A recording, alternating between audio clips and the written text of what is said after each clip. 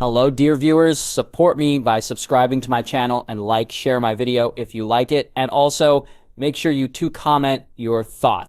Now let's start the video. The second hit was to his shoulder, and he felt the pain run down his arm, the king allowing him time to shake the feeling back into it before he moved again. Harold tried to hit him as he came at him, but the king was there one moment and gone the next, spinning away from his sword and raising his spear to where he could take a hit at will. Not that he did, and it was clear that he meant to hurt him and not to just beat him. The third hit was to his mouth and busted his lip, Harold relieved when that was all it did, even as he spat the blood to the ground. The fourth hit was to his side, and Harold was sure a rib had been broken. He'd been tripped by the shaft of the spear, and the king had then driven it down onto his exposed side, and Harold had heard the crack as he did so. It took him some time to rise to his feet, the king moving away from him to allow him to do so, and as he rose, he coughed and was unsurprised to see more blood come from his mouth. The last hit had him seeing stars, the spear catching him above the eye and feeling as if it had been dragged down his face a little. Harold was knocked to the ground by the force of it, and as he felt the king's hand take his own and help him to his feet, he felt the blood that rolled down his cheek. Though it was the words the king spoke to him as he pulled him in close that he'd remember even more so than the scar that the cut would leave. When you look at yourself and see that scar, remember well why you wear it. You insulted my sister. Be thankful I settled for your blood instead of your head. The king said his words soft, and yet the threat within them remained. Writing from King's Landing later that day, he swore he'd remember it well, and one day he'd ensure the king had something to remember him by too. King's Landing, 299 AC. Jaxliers Targaryen. He had used the spear because he wished the spar to be remembered for a long time, and him beating Harold Harding with a sword, while memorable, would not be. Using a spear, though, would be something that people spoke about, and it allowed him to do as he wished. The lesson he thought him was one he doubted would stick, and so he resolved to ask Sora Richard to make sure his lips stayed close to the Lord of the Eyrie, and should it be needed, he'd deal with him more permanently. Before that, though, he asked Joy to join him in the gardens, nodding to Walder to go and fetch the seed, and kissing Margaery's cheek, before telling her that he'd not be long. He briefly saw Bran and the Blackfish, but he had no time to speak to them just yet. No time or no inclination, as he wished to speak to Joy first and foremost. She walked with him to the gardens, neither of them speaking, and Jay still sweating a little from the spar. Soon they reached where he wished her to be, and he stopped her from walking further by reaching out to place a hand on her shoulder and turning her to face him. "Was that enough?" he asked, looking at her and seeing her nod.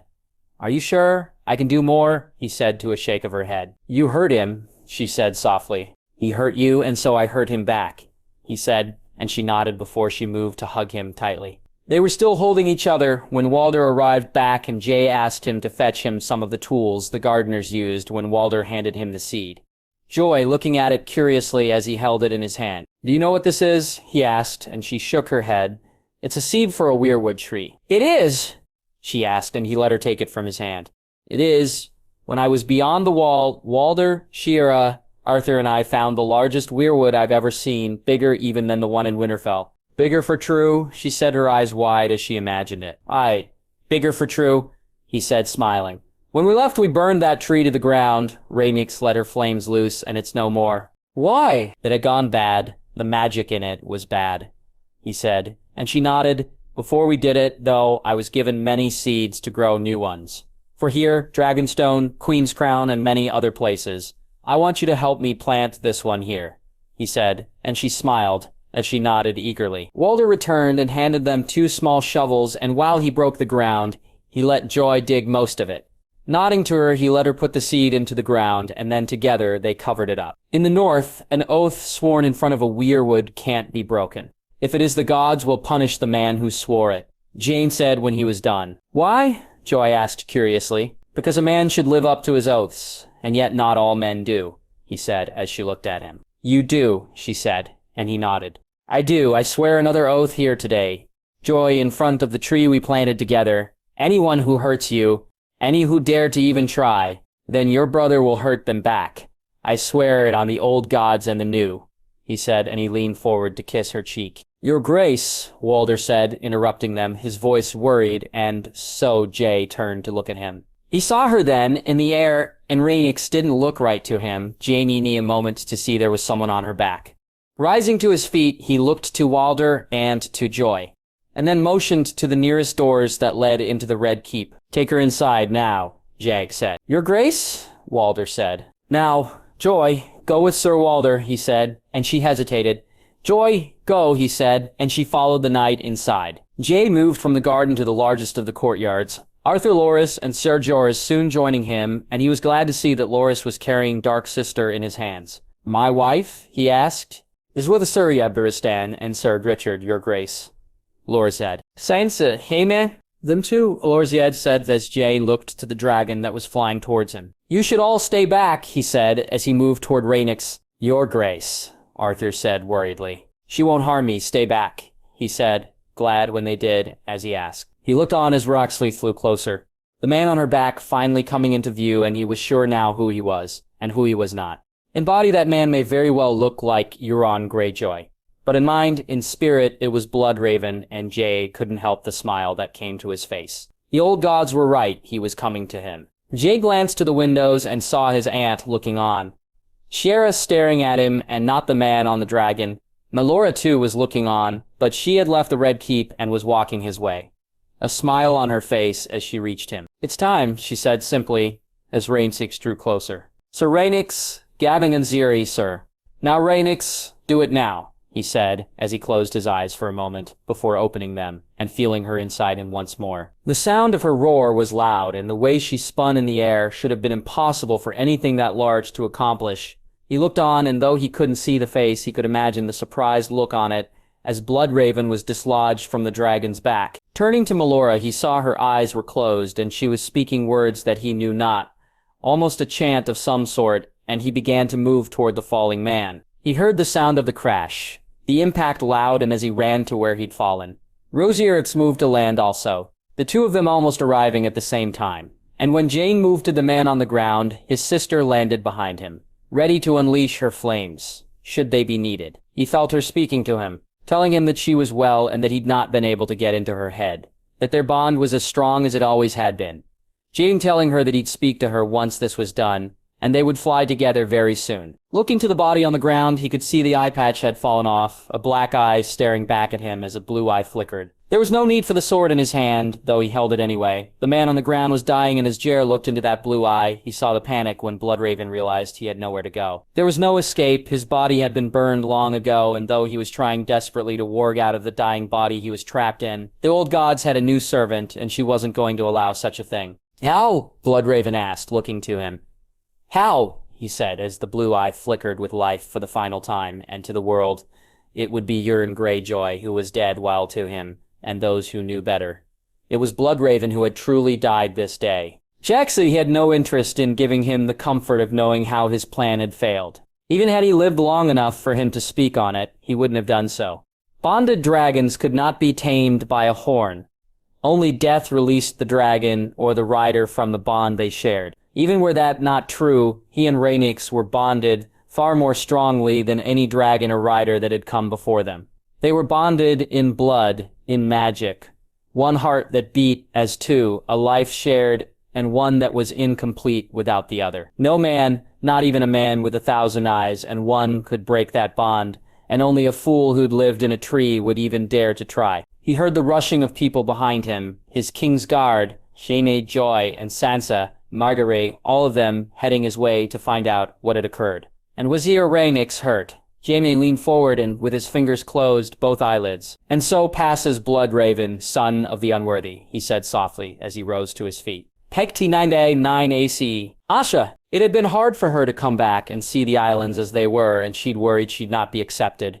Her uncle Victarion, though, had backed her claim, and knowing that she had the king's blessing and some of his fleet to back her up had helped. Still, seeing the islands as they were now, and her people as broken as they looked, had been hard for her. The once mighty Iron Fleet was no longer that. True, there were still many ships that had not been destroyed during their attack on the Shield Islands, but they had lost good men there, and in the attack on the north. Those who remained were broken somewhat, and some had no desire to follow a Greyjoy once more. Especially one that was a woman. Had she just had the backing of the king and queen, it would probably be enough for her to be named as the Lady of the Iron Islands. Even without her uncle's support, she perhaps would have been able to cow these men and bring them to heel. With it, along with the readers and with the return of her mother to Pike, though. It was not only easier, it was done more willingly. Yet even as she had promised them that the king had plans for them and that they would not be allowed to just sit and rot on their rocks, as more than one had feared, she found herself wavering. "We will rebuild, but not as we once were. No longer will we reave. You've all seen what happens when we face the dragons," she shouted loudly. "Then what? We are to starve? You would have us on our knees? Are we to just sit and wait for the drowned god to call us home? Is that to be our fate? This king is not the same as the last one, nor is his queen. He has promised to help and see us right, promised coin so we can rebuild, and supplies so that we won't starve. The dragons can end us. Yeah, you've all seen just how true that is. I've lost family to them, just as each of you has, but they didn't seek to end me. Nor do they seek an end to the Ironborn," she said, as one or two banged their mugs on their tables in the great hall of Pike.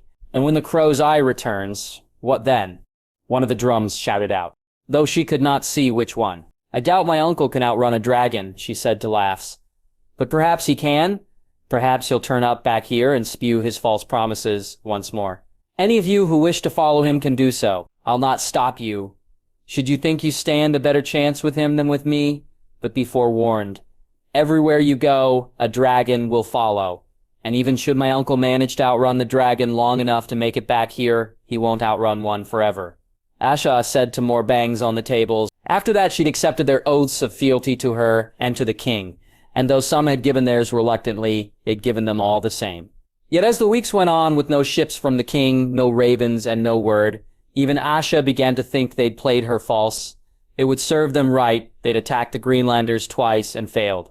The second time, they'd attacked the land of the king's own kin, and Theon had gone so far as to attack his sister. Euron had only made matters worse by attacking the queen's own people. If they were left to rot and starve, then they could truly have no complaints. And yet she felt a certain amount of betrayal in those thoughts too. She had believed them both, the king and queen. Asha had heard the tales of what they did in King's Landing, both the ones that people spoke of that were happening now and other tales of many years earlier, tales of a boy and girl who sent food, blankets, healers, and even toys to the poor of King's Landing. While she was in King's Landing, she'd not been able to leave the Red Keep as such, but she'd heard it, as she had in the north also. So it stung a little to feel that they had played her false as they had no need to, and she cursed herself for believing that they may be different. As the days turned to weeks, weeks to moons, they made the best of what they had. Asha began to make ready to sail to Essos to see to food being purchased. Their limited gold and coin wouldn't get them much, though, and talk had begun to be heard about how they would need to reeve to survive. She knew they were desperate, and she, the reader, and her uncle all were at great pains to drive home the consequences they would face should they do so. It bought them time, though, that was all, and then just as she was making ready to leave and set sail, other sails were seen, larger sails as a small fleet of ships were seen on the horizon. "The dragons?" Victarion asked as they stood on the hill overlooking Lordsport. "Aye, the dragons," she said, and though she kept her features schooled, she felt her heart begin to beat a little faster. It took some time for the ships to dock, Asha doing her best to make space ready for them, just in case they came for what she hoped they'd come for. There were 2 pinnacle ships and a dozen more that bore the flags of House Redwine and Hightower. She was surprised to see that it was one of the Valyrians, though, that seemed to be in charge. Orun Waters, the bastard of Driftmark, seemed to be both in charge of one of the pinnacles, much to her surprise, and to the fleet itself, which in some way was not. His brother was the master of ships and no doubt had seen him placed so high, or so she believed. "Lady Greyjoy," Aurane said with a polite bow after he had walked down the gangplank. "Lord Waters," she said, trying to keep her eyes on him and not on the men that had begun to carry large sacks to the deck. "Their graces have tasked me with seeing the first shipment of winter supplies is delivered. I thought it best if we brought them here so that you could see to their distribution throughout the Iron Islands." Aurane said, and Asha nodded as she caught Victarion's look to the pinnacle ship and the men moving on its deck. "I thank you, Lord Rain. Do you need help from my men to unload your ship?" she asked. "That would be most welcome, my lady. I'll inform the other captains that you'll be sending men to them also." Aurane said. "Other captains?" she asked, looking to the other ships. "Each ship is carrying supplies, my lady, not just mine own," he said, and it took all she had not to hug the man. The small smile she gave him, all the emotion she was willing to exhibit so publicly. It took them almost a week to remove the supplies: grain, flour, fresh fruit and vegetables, and salted meat. There was even ale and some barrels of wine, which she could see her men eyeing up. As they unloaded ship after ship, more and more of the people of Lordsport came to see. Asha listening as prayers of thanks were given to the drowned god, for the king and queen and for her as well. They'd had a celebration of sorts for the sailors and captains of the ships, Asha finding herself surprised when almost all the men who delivered the supplies had agreed to attend. She'd thanked them and their graces, and there had been loud cheers when they were told that more supplies would be coming and that their winter stocks would be fully filled, just as the king and queen had promised their lady. Asha smiling at Oraine's turn of phrase, where he made it clear that were it not for Asha herself, then things may have turned out quite differently for the men and women of the Iron Islands. When she cornered the man to ask him why he'd done that, she'd been pleasantly surprised, even after he turned down her advances. "It is not that I don't find you attractive, my lady. And was this a different time, then I'm most certain that my will would not be so strong. However, my heart belongs to another, and I cannot," he said, after she had tried to kiss him, and he'd stopped her. "She's a lucky woman. You're prettier than most ladies I've seen, even those in lice," she said with a laugh, which she was glad he joined in with. "It is I who is lucky, my lady." Oraine said, a warm smile on his face, as he seemed to be thinking of this lady of his. "Will it be you that returns?" she asked, before drinking her ale. "I do not know. I accepted this task only because of circumstances," Oraine said sadly, looking down at his own. "Circumstances?" she asked curiously. "A long story, my lady. Suffice to say that be it me or someone else, another shipment should arrive in the next few moons. Their graces are keen to see your people understand the benefits of both your rule and their own. They will, they have. I would ask you to give them my thanks upon your return," she said softly. "I shall do so gladly," Oraine said with a smile that she thought made him look incredibly handsome. The ships left the next day, and Asha spent weeks dividing the stocks and sending them to the other great houses so they could be distributed. She spent time with her mother, who was dealing as best she could with the deaths of her husband and her son. Asha was certain that she grieved far more for Theon than she did for her father. It was leaving her rooms one night that the last remaining shadow over her rule finally faded away. Asha had been called to the great hall where her uncle was sitting with the reader, both men looking to her as the maester held a raven's scroll in his hand. Seeing the three-headed dragon on it made her as keen as they to read it, and she smiled that they'd not done so without her. It was a little thing, but it showed more than any that they both considered her to be the one in charge. "From the king?" the reader asked. "The hand has signed it." "But the king's words, I'd wager," she said, smiling as she picked up a mug of ale and drank it down, filling the mug once she'd done so. "And?" the Targaryen asked impatiently.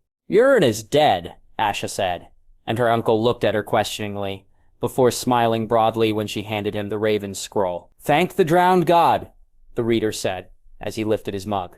"Thank the dragons," she said, smiling, as she drank her ale. The Wall 29-9 AC. Quentin Martell. It was a cold and bitter place. Even at night, the winds seemed to find him wherever he walked. No matter how many furs he wore or how close to a fire he stood, he could never seem to get any true warmth into his body. Only when he was drunk did he find that the cold didn't bother him, and to his annoyance, he was not allowed to be drunk as much as he wished to be. Not only was he limited from drinking to his heart's content because of his duties, but on more than one occasion, he'd been too drunk to make it back to his rooms.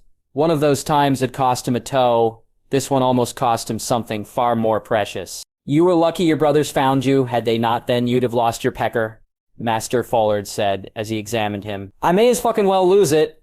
It's not as if there's a woman here to use it on," he said bitterly. "No, but trust me, Brother Quentin, you'd miss it far more than that toe of yours I had to cut off," the master said. He said nothing. He'd sobered up quickly enough and was helped to the sleeping quarters. Quentin once again feeling the indignity of laying down beside other men rather than in his own bed, even though he knew it was warmer and had spoken to more than one man who'd given up the privacy of their own room to sleep amongst their brothers, he still felt it beneath him. Were his father alive to learn of him falling so low, then the shame would kill him. Though given it was his father's fault he was in this predicament, Quentin felt he had deserved to die. Waking the next morning, he broke his fast and spent his day doing the menial tasks that he'd been assigned. He was little more than a servant, fetching hot water, making sure the bed was warm and that his meal was served. and even taking his clothing to be cleaned. Were it the Lord Commander that he served then, he could at least have obtained some degree of respect from the other Black brothers. To be a steward would show that he had some favor from the man, but it was a simple ranger that he was serving, and when the man traveled beyond the wall, then he'd be assigned to another. It grated on him, as it had when he'd been appointed to the stewards rather than the rangers like so many other Dornishmen had been. He was their prince, and now men who had once bowed to him were thought of more highly than he was. What was even worse, though, was they showed him no respect, and when he spoke of his plans, they dismissed him as if he was nothing. Never had this been more clear than when the man who sent him here had arrived. Look at him with his armor and sword, when in truth were it not for his dragon he'd be nothing. Quentyn said as Jaehaerys Targaryen walked into the yard. He does have a dragon, though, and he knows how to wield that sword. Sorasiorn said, and he has the sword of the morning at his back. Sir Rian said, not to mention the fucking giant that walks with him. Saruman said with a chuckle, you fear him and the men with him? He asked angrily. I fear a dragon's rage, my prince. Not on me, but on Dornan. Sir Ryan said, looking at him. It would be for Dorne that I'd see him brought low, Quentyn said bitterly. No, it would not. Your father was a fool, Quentyn, and you act too much like him. So go, pull on the dragon's tail if you wish, for I'll not mourn you when you fall, just as I've not mourned your father for the folly he had me play my part in. Sardaseman said, as he glared at him, are you a craven, Sarah, or is it that you're no true Dornishman? Quentyn said, and it was only that Sir Ryan intervened, or he may have been spitting up blood rather than bile. Next time you question my courage, boy, I'll see you in the ground, and then you can ask your father how does it feel to be bowed, bent, and broken. Sardaseman said, walking away from him. That was uncalled for, and you act a petulant boy still. Accept your fate, Quentyn, and make peace with the fact that you will die surrounded by ice and never see the sands of Dorne again. Sir Ion said as he too walked away. He had sworn that he'd accept nothing, and when the king left, he'd then sworn he'd get even with him one day. Yet, as the days had gone by, he found that the longer he stayed at the wall, the less likely that was. The Dornishmen with him had been moved to other keeps, whether it was at their request or at the Lord Commander's. Though he couldn't be sure, what he was sure about was he was growing ever more isolated and ever more bitter. Not even the supplies that his sister had sent to him made him feel better about his situation, while the clothing did at least keep out the cold better, and he finally was able to stand out amongst the other Black brothers due to the quality of it. Quentyn felt that Arianne was mocking him in a way, letting him know that she could do so much and yet choose to do so little for him. The coin, though, was helpful, and it bought him friends, Rast, Clubfoot Carl, Dirk, and others, good men that looked to him and saw him for what he was, a prince. When he spoke of escape, it was with these men and some of the Golden Company men that were finding life at the wall to be as unpleasant as he was. They made plans and discarded them, knowing that on this side of the wall there was no chance they could make it to safety. Be it the men of the North, men of the Watch, or the king and his dragons, someone would find them, and so it was to be to the other side they'd look. Instead, it took them a moon to gather enough supplies to see them to a place where, according to Dirk, there were many women in bed. One man, a wilding named Craster, who though fierce, according to Dirk, was no match for them all. And so on the full moon, they readied their plan. Quentyn brought the ale to the men on the wall, more than they would usually have as they needed them drunk so they'd not be seen. Rast and Clubfoot Carl would wid to the gates, and though he wished to use horses, it was not to be. Instead, they'd be behind the wall on foot, something he did not look forward to. Are they drunk? Dirk asked when Quentyn hurried from the lift. Aye. Carl, Rast, await us, come. We'll gather the others. He tried not to lose the contents of his stomach when he saw the two dead Black brothers, Quentyn instead concentrating on the gates that were now open in front of him. The knowledge that freedom awaited beyond those gates, soon making him hurry through them. When he felt the cold wind on his face, he almost wished to turn back. The wall seeming to be much warmer than this, and they'd only just entered the lands beyond it. Looking back at the bodies, though, he knew going back was not an option, and so, with 4 and 10 other men, he ran and hoped that he was running to a better life than the one he was leaving behind him. Dread 4299 AC. Domeric Bolton. As much as he'd enjoyed the wedding at Winterfell, he'd looked forward to going back home. Domeric, finding that he enjoyed being the lord of the Dreadfort and the changes he and his wife were bringing to both the keep itself and the lands around them. When his father had passed, he'd been surprised how little it had bothered him. They had never been close, and he had never shared his father's ambitions about one day ruling the North, which, considering who Jon Snow had truly turned out to be, was a good thing. It was, however, knowing that he'd never been allowed to marry Miranda and realizing with his father dead that no one could stop him that he'd concentrated on more. He'd sent the request to her father, made the offer, and it had been accepted, almost immediately. They'd been married just as quickly, much to his delight. His wife had then taken to the running the keep, and to the life of a lady of a major lord even better than he had to, being that lord. It was Miranda who saw the potential problem that Wintertown posed them well before he did. Daenerys only then truly understanding that his father's way of ruling would have seen the end of their house. Small folk may stay if they have nowhere to go, or they're afraid of what may be done to them if they leave, but if they all just pack up and leave your lands, then the lands themselves become worthless. So with his wife, they had toured their lands, spoken to their people, and promised them all a better life. Just as Wintertown promised it to them, so with the Dreadfort. He had told the men and women under his protection. They already had the extra coin that came in from the deal his father had done with the Manderleys some years earlier. Daenerys, annoyed to find that most of it had been hoarded rather than spent on anything other than more men-at-arms. They'd begun to see to building work in the villages, had ordered in more food supplies both for now and for winter. And his wife had even begun to see people were educated. It wasn't quite what was on offer in Wintertown, but it stopped people from leaving, and over time more had even come back to their lands, upon hearing of the new lord and lady. He'd also cooperated far more with his grandfather and aunt and expanded upon their deal with House Manderley too. And Miranda's suggestion that his grandfather and eventually his aunt had come around to see what he'd seen in his wife was also a boon he'd found. Especially with his aunt as Borre not getting along with her would have caused issues, as well as some pain on his part. Now, as they finally rode through their own lands once more, Daenerys couldn't remove the smile from his face, something his wife was quick to comment upon. "What is my husband smiling so?" Miranda asked. His wife was riding alongside him rather than in a wheelhouse or carriage, another thing that had endeared her to his family. "I was just thinking how glad I am to almost be home." "I've missed our bed," he said, hearing her giggle. "Have you indeed? I'd not noticed it cooling your ardor any," she said cheekily, making his laugh. "I find my wife irresistible. I am but a man after all," Daenerys said, before leaning over to kiss her cheek. "I thought the ceremonies were both nice, did you not?"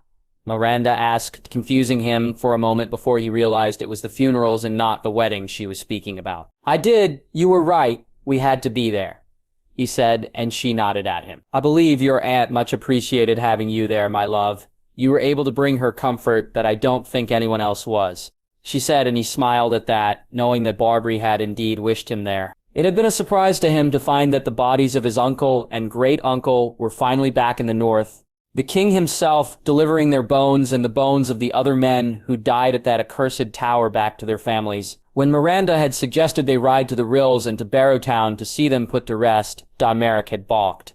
Though it was not yet fully winter, the weather was colder and they had a long way to ride from Winterfell to the Dreadfort as it was. However, she insisted, and when he told his grandfather and aunt that he wished to ride with them and see it done, he'd been surprised just how much it had affected his aunt. Miranda telling him later that Barbary had come and thanked her for suggesting it. They'd held 2 solemn services in each of the Godswoods, and then both bodies had been buried with their families. Daenerys had never seen his aunt the way she'd been when his uncle was finally laying amongst his kin. A sense of peace and contentment seemed to come over her and to his mind when they'd left. She'd looked younger to him. As he thought about the funeral, he began to feel the chill in the air, and so he bid the men stop and set up camp. It was going to be a cold night, and they had cover close by to rest at. "There's still light, my love. Are you sure you wish to stop? I had thought you'd try and make it home by nightfall," Miranda asked when they stopped and he helped her from her horse. "We'd make it for sure, but the last part of the ride would be in darkness, and there's a chill in the air that I'd rather not ride in," Daenerys said, and she smiled at him before she moved to where the fire was being set up to begin to prepare their food. She had no need to, as they had men with them who could cook, though he had to admit that none came even close to Miranda in that regard. That his men also appreciated the warm stews she'd made them while on the road was evident in how keen they were to help her set up. Daenerys finding himself smiling as he looked at her, speaking to guard or servant alike as if they were the most important person in the world. It was something that had attracted to him right from the first moment he'd seen her. True, she was a beauty, flirtatious, and she could be devilish at times, but it was how she interacted with people that he'd found fascinating. His aunt said she was much like his mother in that regard, though Domeric's own memories of his mother were fleeting at best.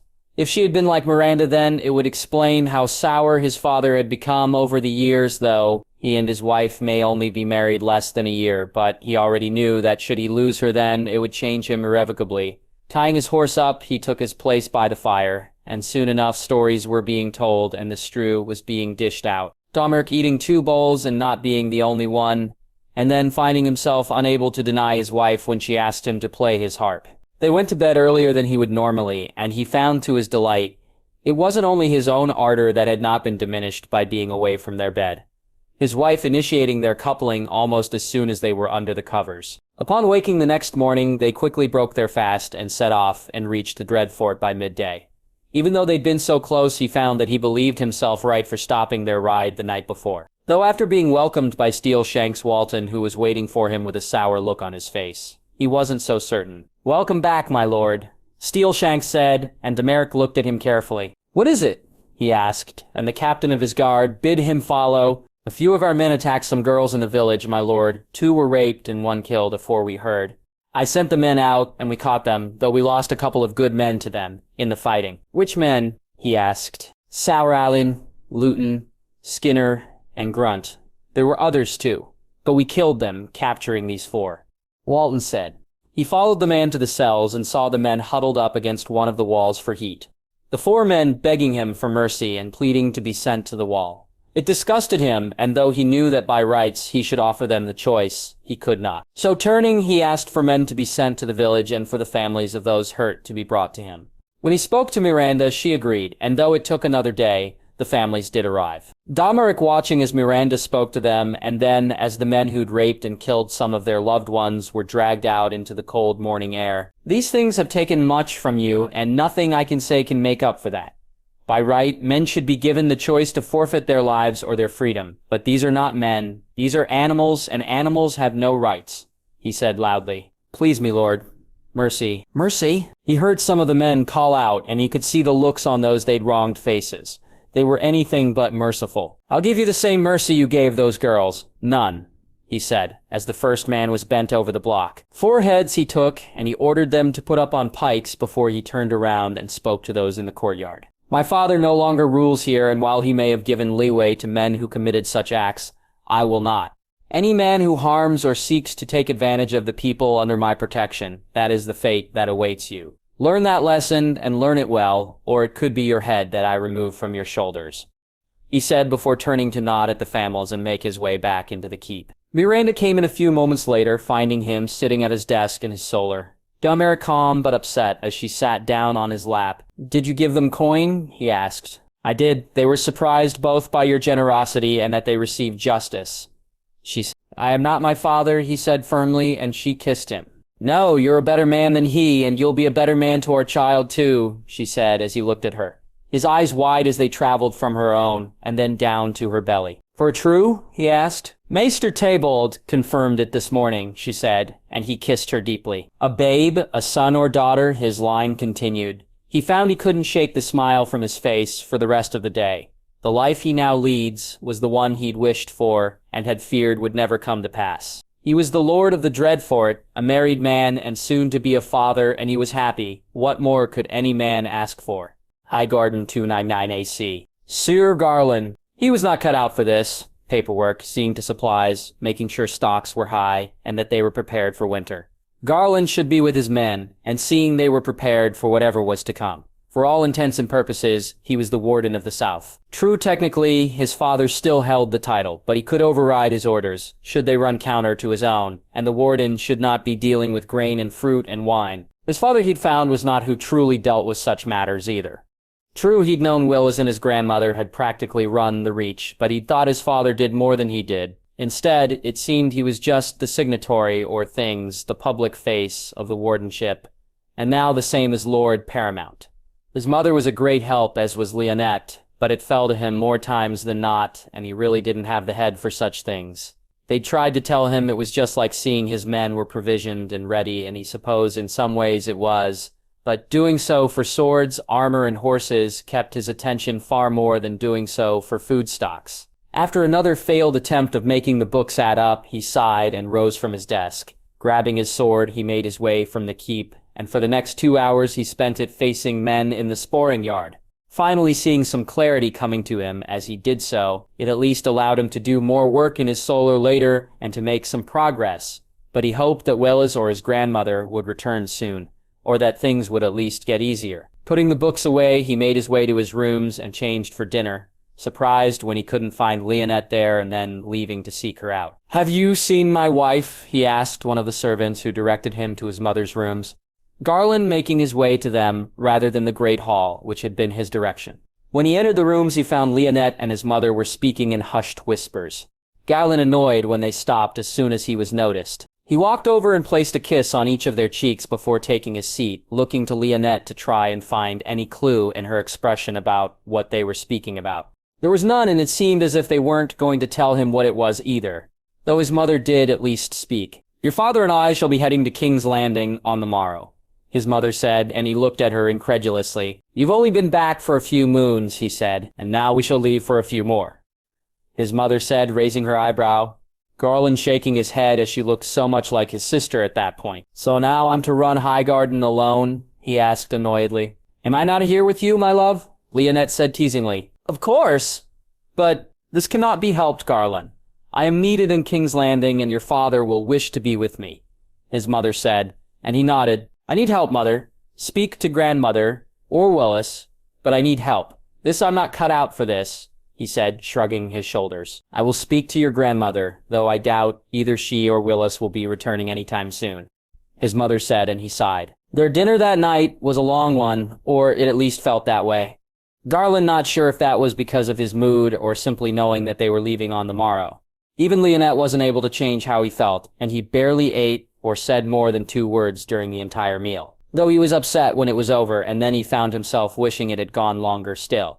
He was, however, tired when they retired for the night. Tired, worried, and though his wife and he made love, it didn't make him feel any better, other than briefly. It was the same the next morning when they said their goodbyes, his mother and father leaving with a large accompaniment, and Garland finding himself feeling a little abandoned. Surprisingly, when he sat down to do his work that day, it came somewhat easier to him, the books, the sums, ordering supplies and writing missives, all seeming to keep his attention for longer than it normally did.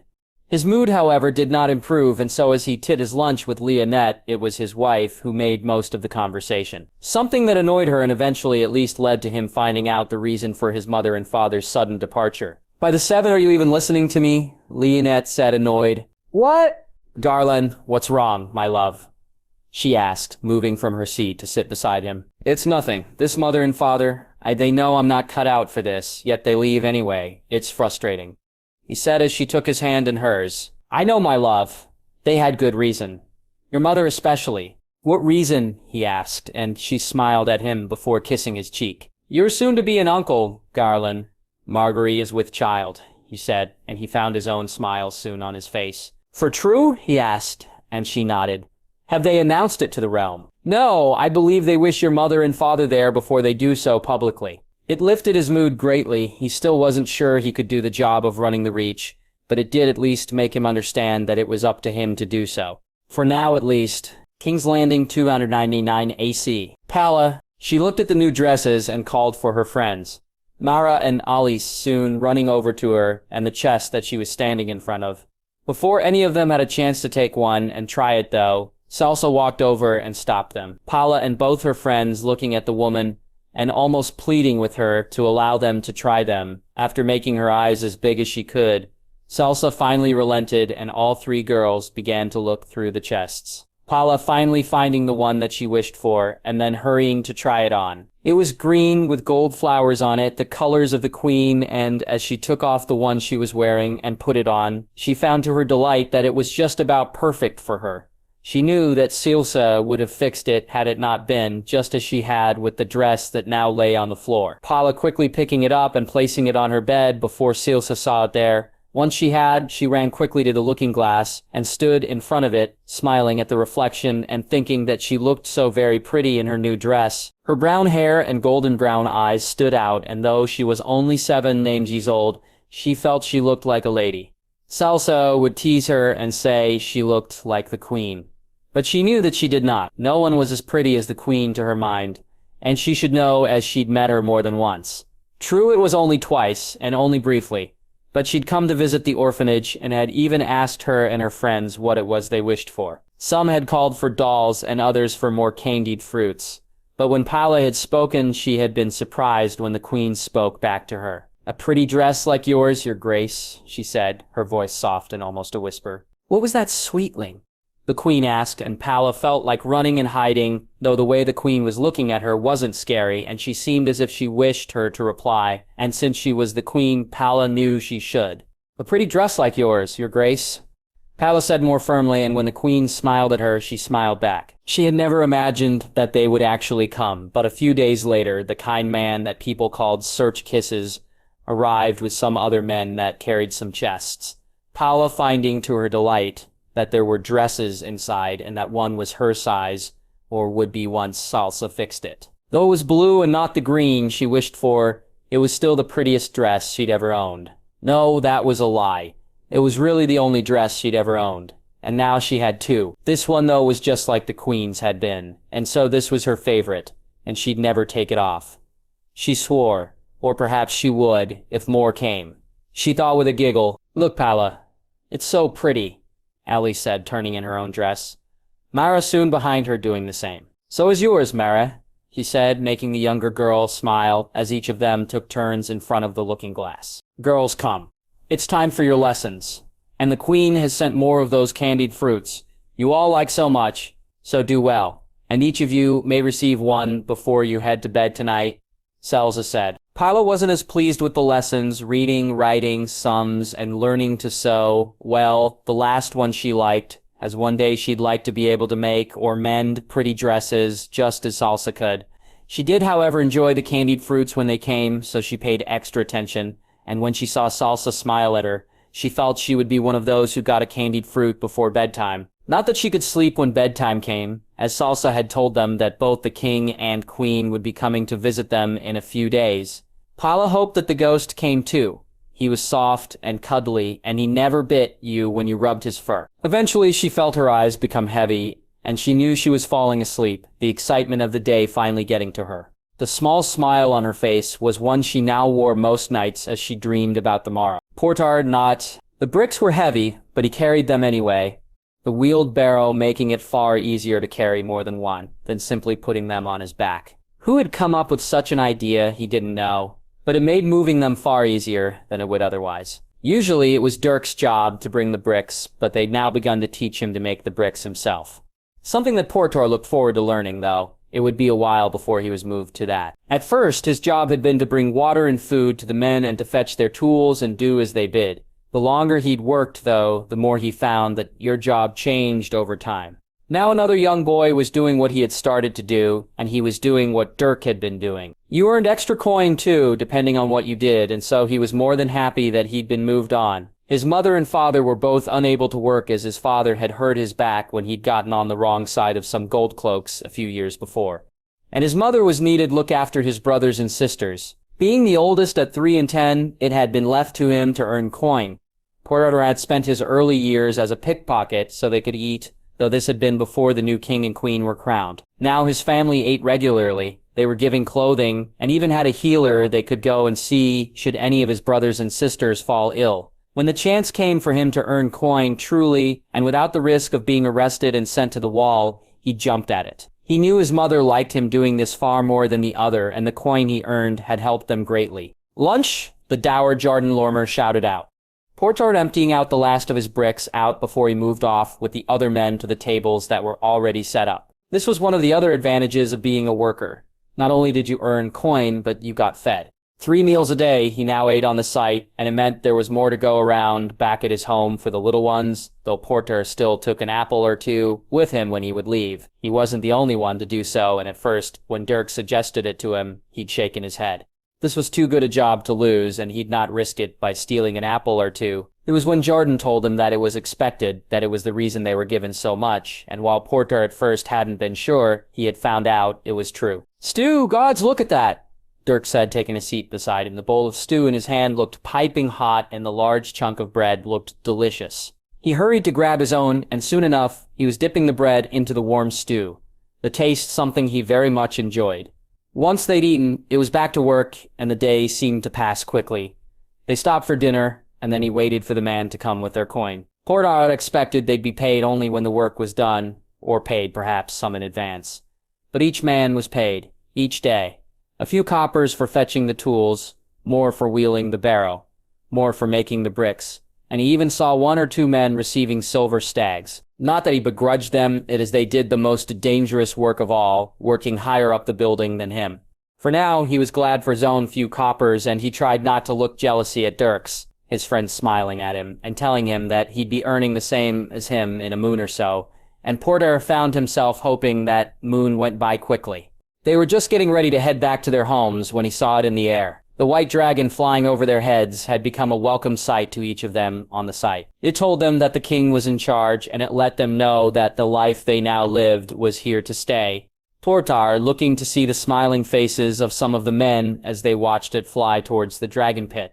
He'd even gone there himself once or twice just to see the dragon up close, or as close as he would dare. Portar even being lucky enough one day to see the king himself climb onto the dragon's back before taking to the sky. "Come, the day is done. Let's go home," Dirk said as Portar watched the white dragon fly out of view. "Aye, the day is done," he said, placing his coin in his pocket, and following after Dirk as they walked through the streets and headed back to their homes. Dragonstone 299 AC, Rhaegar. The wall had been strange to her. She'd sensed just how much Rhaegar didn't wish to cross it, and so had ensured that Jaxley let him fly back to Sandorix.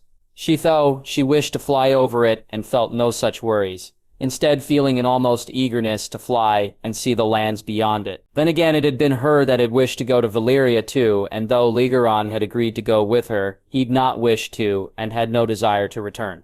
Rhaegar listed, and she would, both she and Jaxley would return, and they would bring them back. She knew they would. As much as she'd enjoyed being beyond the wall, she had also enjoyed returning from there, and had felt an almost call leading her back to Dragonstone. She'd been annoyed when they had stopped off at the Isle of Faces, and had no desire to stay there, even though Jay, the magic of that place feeling at odds with her own magic for some reason. Jay and she had even argued about it. Her brother not listening to her, annoyingly. "This place feels wrong, Jay," she said. "Not to me," he replied. "We shouldn't stay here, you shouldn't stay here," she said, and he looked deep into her eyes. "I need to be here now, and I need to return, Rhaegar. There are answers here," he said. "I worry what those answers are, little brother," she said, rubbing her head against him. She couldn't explain it, what it was other than the magic that felt wrong to her, and she knew her stubborn fool of a brother would need more than that before he would listen to her. Rhaenys loved him truly, but he infuriated her at times. He was stubborn, careless, and he thought himself right far too often. While she'd managed to get him to not risk himself as often as he would without her, he still risked himself far too much. Her brother still had a sense that others mattered more than he did, and she had not been able to get it through his thick skull that he was so very wrong about that. Jaxley had thankfully only stayed a night on the Isle of Faces, and when they were flying back to King's Landing, she felt it once again, a call, a need to go to Dragonstone. She had almost flown there with Jaxley and the others on her back, but she instead had taken him where he wished to go. Rhaegar's happy that he wished her to land outside the gates, and as soon as they'd said their goodbyes, she'd taken to the air and had flown to their island. Seeing Rhaegar and Sandorix there made her happy. The two dragons were both happy to see her also, as she knew they missed Rhaegar.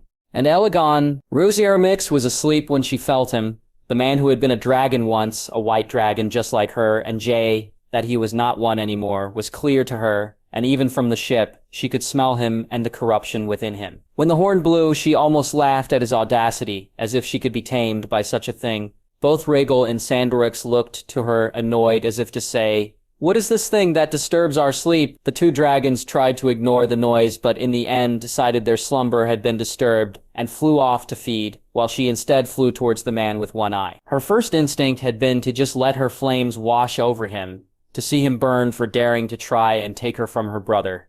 Then she had thought about eating him, tearing him apart with her teeth or her claws. Somewhere from deep within her, though, made her fight down her revulsion, and allow him to climb onto her back.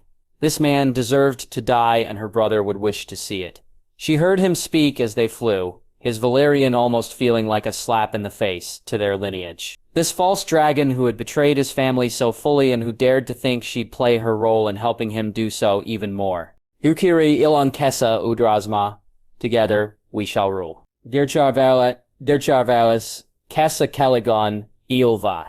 No man, no king shall stop us. Kesi pantama zalaza se yedrar se tegor kesa sagon ilvan se mire kesa obul yagon go ilva. We will burn them all. The skies and the lands will be ours, and all will kneel before us. Udahiragon Nixer, you serve me now. As she saw the walls of King's Landing come into view, she wished to shout it from the top of her lungs, to scream it so that he and even the gods themselves could hear. She was not his. She would never be his. A dragon was not, and would never be a slave. Jaxley was her rider.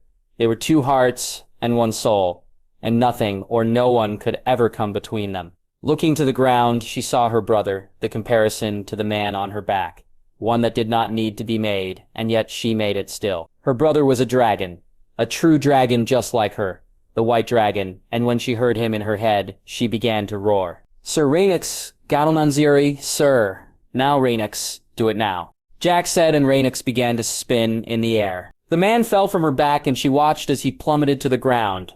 She felt a pitiful attempt when he tried to take her mind from her, and she swatted it away, as if he was but a fly. His power was pitiful, his magic incomparable to hers and her brother's, and his end inevitable. Rhaenix landed when her brother had made sure the false dragon was dead, and she felt her joy rise when Jade walked to her and leaned his head against her own. No words were needed between them. The two of them were as one and knew what the other felt. They were together.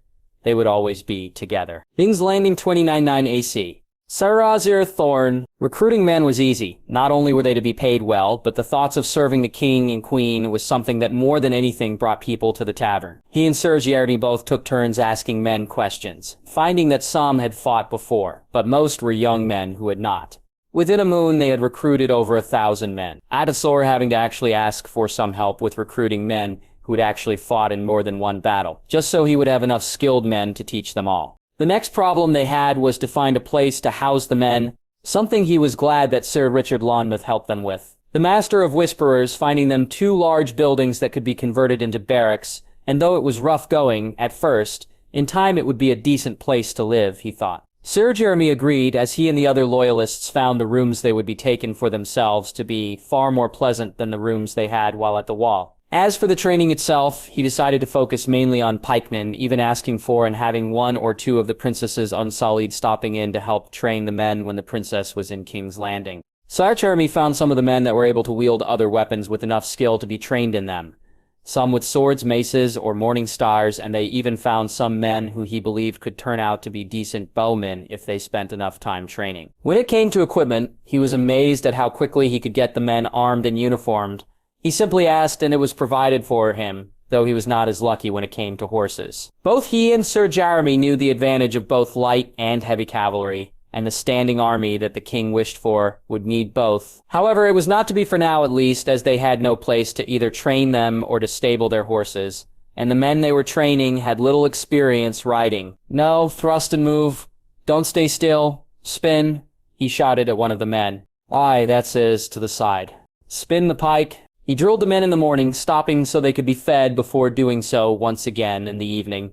Once a week they were allowed to spend the day in the city.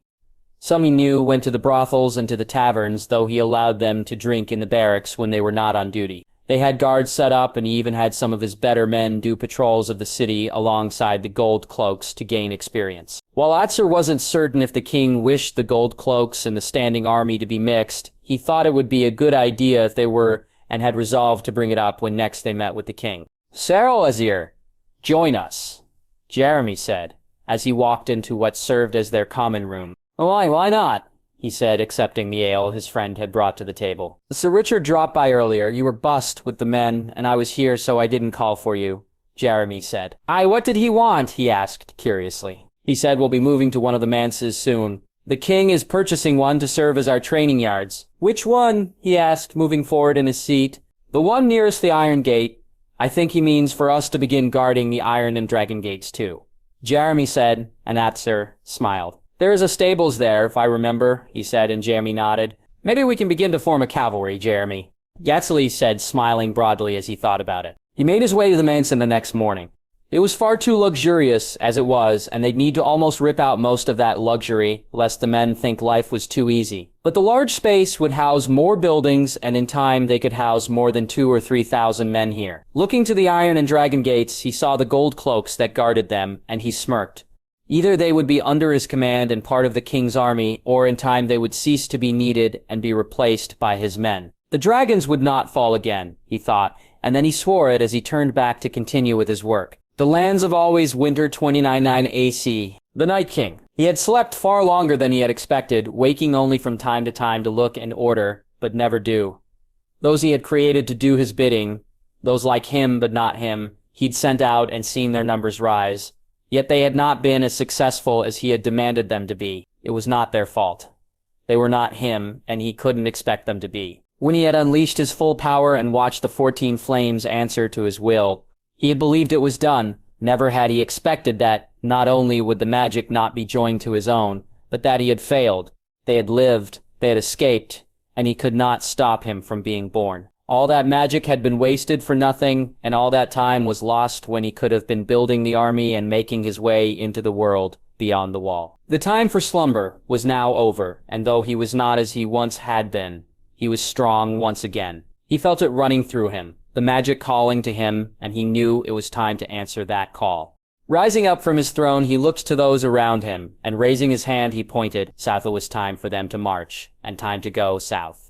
Moving from the throne, he walked to the undead beast, an elk that was no match for the mount of the one who would face him, though neither of their mounts could cross the wall either way, and so he still held the advantage. Men were foolish, impulsive creatures, and before he reached the wall, he knew that he would come to him, alone and without his dragon, and their fight would then be on his terms. His magic would be his life his to take, and the lands he sought to protect would fall. He had seen it, after all, dreamed it, and though he had failed to stop him from being born, he would not fail to see him die. The time of the dragons was over, and the army of dead were on the march. Soon he and he alone would rule the lands of men. King's Landing 29 AC. Sansa. Her brother had grown so much since she'd seen him last, Sansa thought as she saw him. Brain had filled out and gotten taller, and though he was a boy still, you could begin to see the man he would become one day. As for her granduncle, he was tall and imposing, and looked every inch the warrior he was. After Jax and Margaery had given her the day to spend with them, she'd hurried to find them both. Sansa had looked through the Red Keep, and after she could not find them anywhere, she had then warged into Fang, the wolf quickly leading her to them both, and Sansa could feel Fang's excitement about her own brother very clearly. "Bran!" "Granduncle," she said, moving to greet them. "Sansa, gods, it is you." Bran said, and she smiled when just as he was about to rush to her. Her granduncle gave him a nod, and Bran remembered his manners. "My lady, I am truly honored to see you again," Bran said stiffly, and Sansa looked to see the smirk on her granduncle's face. "Brandon Stark, come over here and greet me properly," she said, and she heard her granduncle's chuckle when Bran realized that he'd just had a jape at his expense. The next thing she knew, she was being held in her brother's arms. Both she and Bran saying how much they had missed each other. Her granduncle greeted her just as warmly, though Sansa noticed that he spent a long time just looking at her, and it took her a moment to realize that he was recognizing her mother in her appearance. "How long are you both staying for?" she asked eagerly. "I'm to swear to the king, and then we're to head to Riverrun," Bran said as Sansa looked at her granduncle. "Have you been given rooms?" she asked. "We were going to find a tavern," her granduncle said, and Sansa shook her head. "Nonsense, your family come," she said, moving, though neither of them followed. "Come," she said more determinedly. She had them brought to the maiden vault. Jack and Margaery may not have assigned them rooms there yet, but she knew they would, and so she took it upon herself to do so. Her granduncle was a little resistant, but eventually he gave in, and once she had their things brought to the rooms, Sansa then sent out for some refreshments. Juice for her and Bran, and an iced ale for her granduncle, along with some bread, cheese, and some cold meats. They sat eating the food, or more precisely, her granduncle, who had told her to call him Uncle Brynden. And Bran did, while Sansa instead drank her juice. Sansa telling them all about the Red Keep and where to go in the city while they were here. Bran, she found, was eager to go to a smith, and she suggested that Jay would no doubt wish to bring him himself. Something that caused a frown to appear on her uncle's face. When Bran asked if it would be allowed for him to keep Summer in his rooms, Sansa laughed. Ghost, Fang, and even Frost usually share either mine, Jay, or Joy's rooms, she said, and saw Bran look confused. Joy? Her brother asked. Lady Joy Lannister, Jaime's foster sister. Sansa said, though she knew the words didn't do the nature of her brother and Joy's relationship justice. Joy was his sister just as truly as she or Arya were. But it was not something that Bran would easily understand, she felt. I had expected to be brought to the king on our arrival, her granduncle said. JD has been away for some time, uncle. He has only just returned to the city, and was forced to deal with a matter that demanded his attention. I'm sure he'll send for you once you've both settled in. Sansa said, smiling. Do you think he'll take me to see the dragons? Bran asked, her brother looking more the boy than the man he would be at that moment. I'm sure if you ask him, he'd be delighted to, she said, seeing his eyes light up. Her brother proceeded to tell her that they'd stopped off in Casterly Rock and he'd spent time with his betrothed, Sansa, doing her best not to chuckle when she saw the blush on his face. It pleased her that he seemed to have gotten along with both the Lannisters and Myrcella. The girl was sweet, smart, and kind. Sansa believed, and her brother could do much worse, as could Riverrun, with her as his wife and its lady. When she saw her brother yawn, she realized that they'd been talking for most of the afternoon, and so she got up from her seat and walked over to embrace him once more. She told him how happy she was. He was here, and that if he needed anything to just send for her before she kissed both his and then her uncle's cheeks, and then made ready to leave. She was just about to when the dragon roared, all three of them rushing to the nearest window to see what had caused it. What's going on? Is that thing attacking? Her granduncle asked as she looked out to see Rhaenys landing on the ground. No, Rhaenys would never... I must go. I don't believe it to be anything dangerous, but I must go and see, she said before hurrying from the room. Whatever had happened was clearly over by the time she got there, Sansa finding Jane St. Cyr to be in a state of distress, and yet the woman sought or accepted no comfort from her. Eventually, Willis found her and said it was nothing to be worried about and that Jay and Marguerite would explain it to them all later.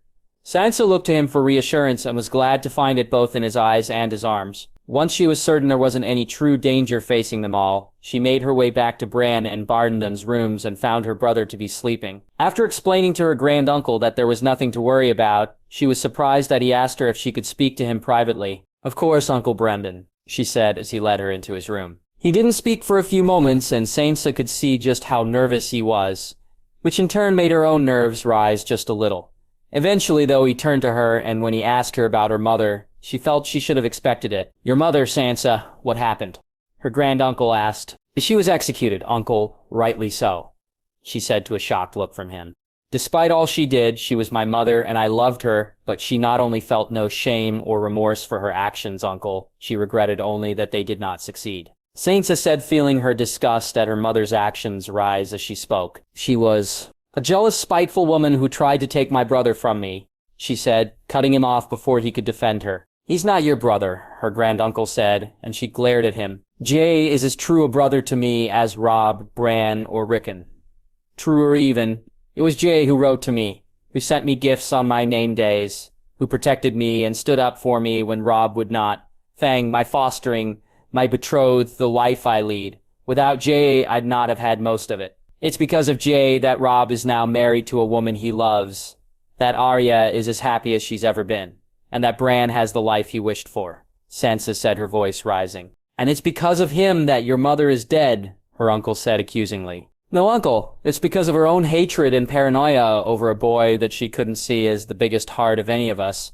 My brother didn't ask her to try and have him killed. He didn't ask her to send assassins after him. Nothing he did deserved that, and even after she had done so, even after she had said hateful things for years about him, in mine own presence even. After all of that, it was my brother who would have still seen her live when any other man, any other king, would not. Yet she isn't alive, is she, Sansa? Her uncle said, infuriating her. Is it the curse of my mother's house that you are all bitter and stupid? By the seven I fear for you, uncle, and for Bran. If it's you that he's to learn from, Sansa said angrily. Sansa, no, listen, and listen well, uncle. Robb spoke to our mother. He told her all she needed to do was show regret, remorse, and apologize for her actions. Jaime would even have made her kneel or beg for mercy. That's not him. Yet she stood in the throne room and threatened the life of a king. In front of his queen, she said that not only would she not apologize for what she did, but she wished she'd been successful. Her uncle said, his voice breaking. We're unaware of this.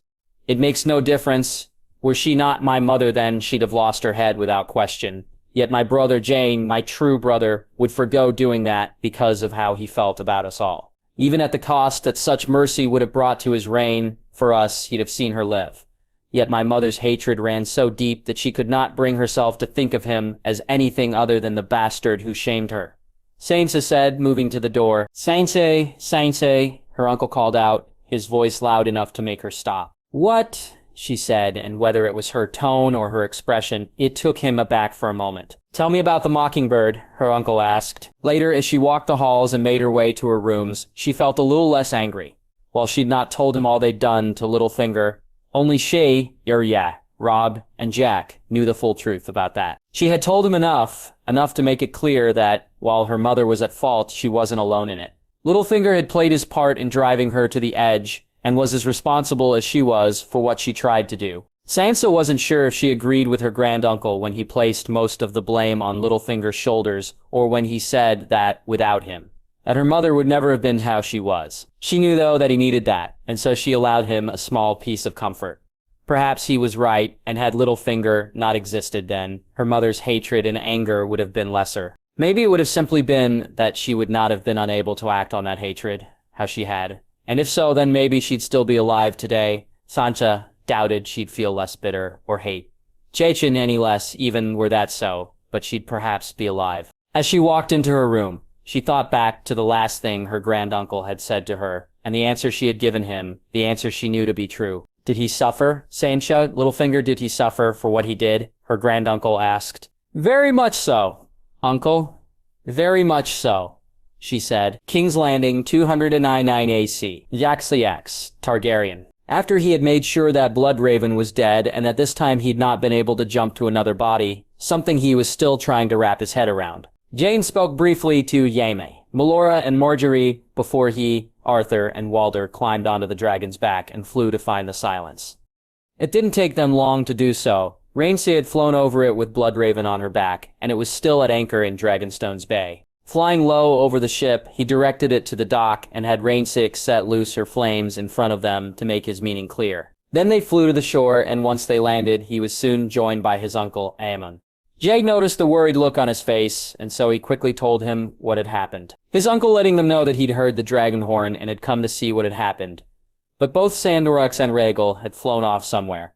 Rhaenys quickly told him that the dragons had gone to eat and were well, and that when they returned, they'd not be alone. Jake smiling as he knew then that Dany was on her way back from Dorne. It took a couple of hours for the ship to dock, Arthur and Walder walking in front of him with their weapons at the ready as they boarded the ship. The men on board were as silent as the ship's name, and after he'd almost lost his temper with one of them who had refused to answer his questions, Jade found himself shocked and disgusted when the man opened his mouth to show that he had no tongue. He was not alone in that, he was soon to find out, as each of the crew of the Silence had all suffered the same fate. What kind of a ship is this? His uncle Aemon said as he walked behind him. A cursed one, Walder said, and JT found he couldn't but agree. They made their way through the ship to make sure they were in no danger.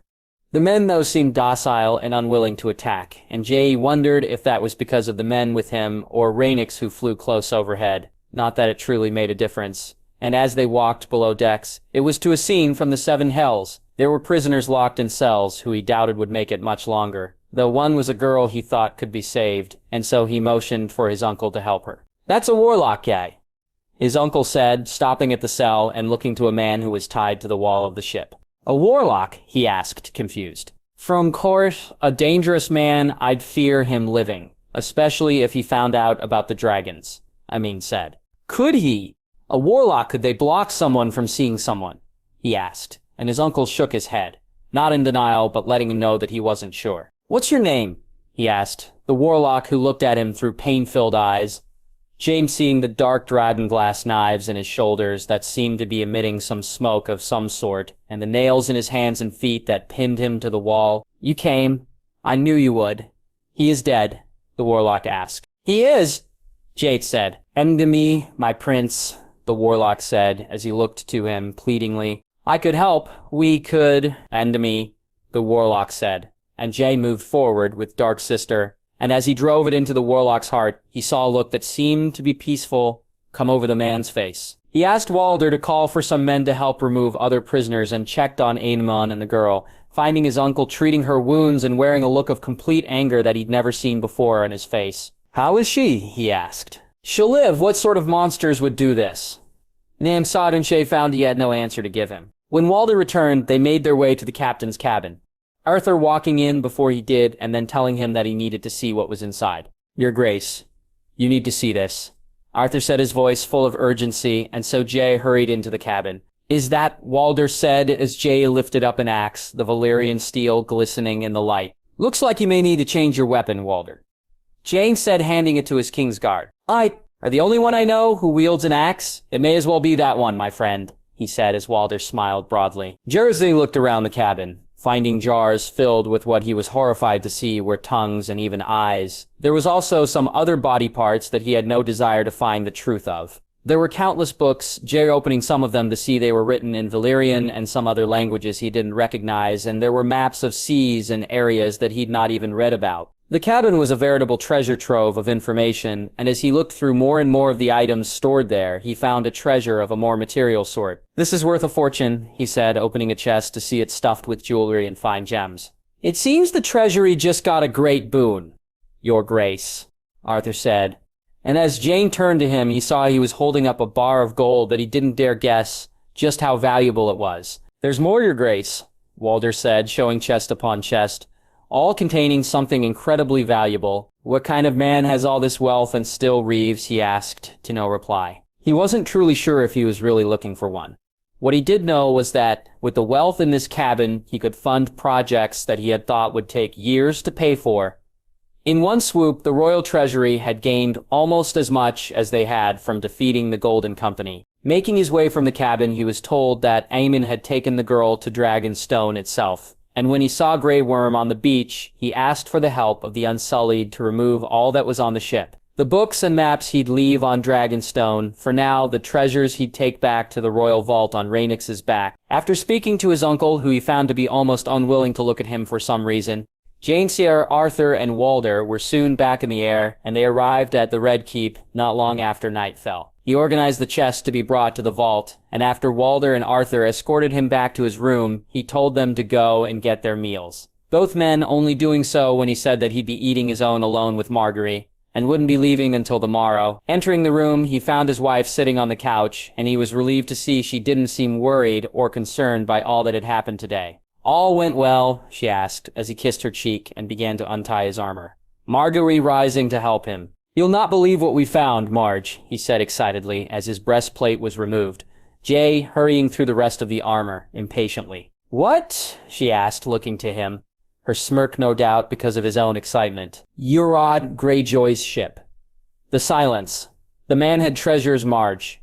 Incredible treasures, he said, as he took his seat. And she leaned back against him, Jay holding her in his arms as she held onto his hand. "What kind of treasures?" she asked curiously. "The kind that will help us build the realm, Marge," he said happily. "King's Landing, 299 AC. Dainty." It was Elegon who felt them before she did. Dainty, hearing the trill of her dragon as she flew towards King's Landing. Her two other children joined her as they passed over the Kingswood, and all three of them made their pleasure clear.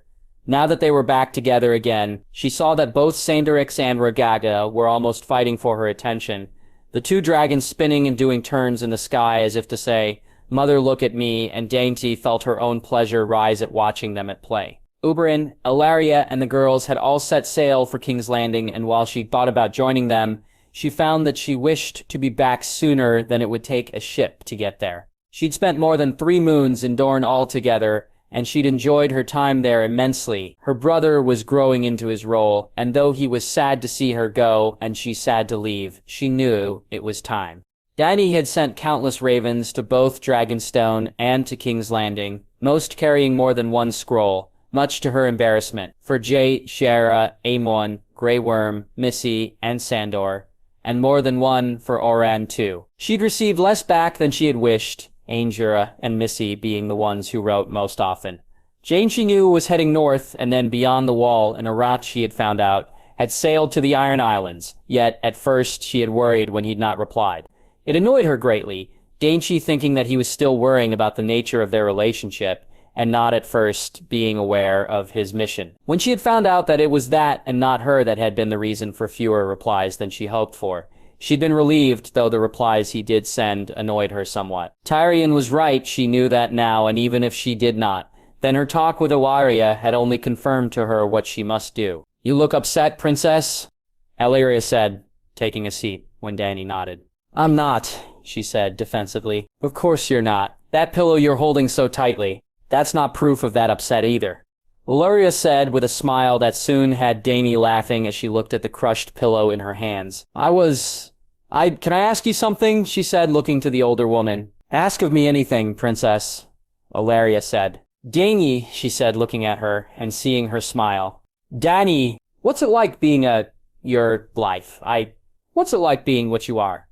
she said, unable to speak the word aloud. "A bastard," Ellaria said, and Dany shook her head.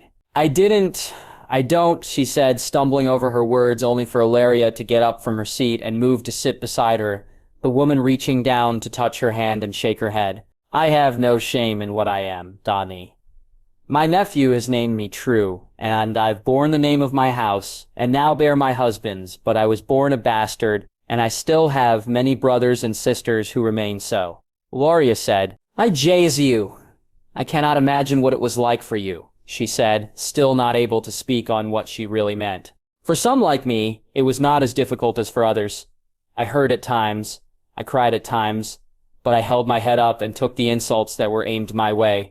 I was lucky, though, as I had Oberyn, my girls, Dorne," Ellaria said, "and the rest of Westeros," she asked. "Some are good, some are bad, Dany. People are people. For everyone who thinks as Lady Catelyn did, there are some like Jay who do not. And now that he is king, it will be better for my brothers and sisters," Ellaria said, smiling. "You believe so?" Dany asked. "I know so. Speak to this love of yours, smack his stupidity out of his head, or get our nephew to do so," Ellaria said, and Dany turned to look at her, her mouth almost agape at she knew about Owain and what was truly bothering her. "How?" she asked, and Ellaria just shook her head, rising to her feet before placing a kiss on her cheek and leaving her sitting there alone. When she saw the dragon pit looming in front of her, Dany shook her head and wondered just how long she'd been daydreaming for. Smiling to herself, she looked to her children, and then all three dragons landed in the dragon pit. Dany more than surprised to see Rhaenys already there, almost as if she was waiting for them. After thanking Aegon for bringing her back so swiftly, and feeling her trill at her words of praise, she then spoke to both her other children and promised them that she'd fly with them both soon. She looked to see it was the men of the 100 who had come to escort her. Dany noticing that Sir Bonifer was with them, and after greeting the knight, she was quickly sitting on a horse and riding back to the Red Keep. It took them some time to get there. Dany waved to the people who cheered her, and she felt incredibly proud that, even now, moons after they'd taken their throne back, her family was vetoed so. When she reached the Red Keep, she looked for him among the few who had come to greet her. Jair and Marguerite had not come. Shira was there, however, but Dany quickly found herself to be annoyed and a little upset when she didn't see Irene anywhere in sight. "Aunt," she said, kissing her aunt's cheek. "Dany, I've missed you," Shira said, and Dany told her how much she'd missed her too. Her aunt told her all that had happened while she was away. Danceny, listening on disbelievingly as she spoke of Bloodraven's death and of how it had been Rhaenys that had seen it done. She could sense that she wished to be comforted, but just as she was about to do so, Dany saw Rhaenys and everything else seemed to fade away. The guilt she felt when Shira told her they would speak later, though, was soon replaced by annoyance when she and Rhaenys spoke, his words infuriating her and his welcome not one that she was best pleased about either. "It's good to see you've returned, Princess," Rhaenys said formally, and Dany looked at him, confused. "It's good to be back, Owain," she said, bidding him follow her to her rooms. "All went well in Dorne?" he asked, and she nodded.